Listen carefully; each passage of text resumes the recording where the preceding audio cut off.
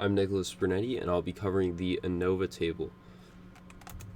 So we have our data set here. Is there a difference in the exercise hours across states? So we have our data set here for 5 different states and 22 samples. So to find the sum of x, add all the variables up. For the sum of x squared, all of the variables up squared, and then add them together, and the grand mean is all the x's added together and divided by the sample size, which equals 9.73.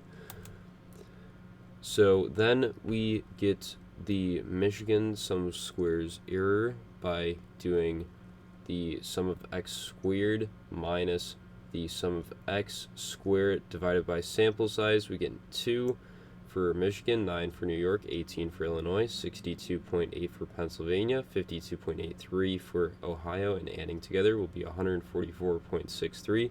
For the sums of squares regression, we do the sample size times the mean minus the grand mean and square it. For Michigan, it's 1.066, New York's 93.32, Illinois is 14.96, Pennsylvania is 0.025, Ohio is 156.06, and when we add that together, it's 265.43.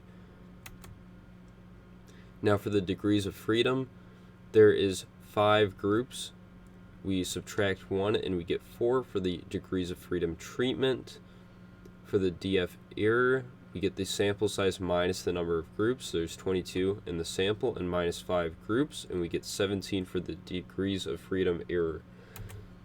Now for the one-way ANOVA table, we already have the treatment and error. We add those together, we get 410.06. We have the degrees of freedom treatment and error, which is 4 and 17. We add them together, we get 21. Now if you take the 265.43 divided by 4, you get 66.358, and 144.63 divided by 17, it's 8.503, and we get 66.358 divided by 8.503 to get 7.804 for the F-calc.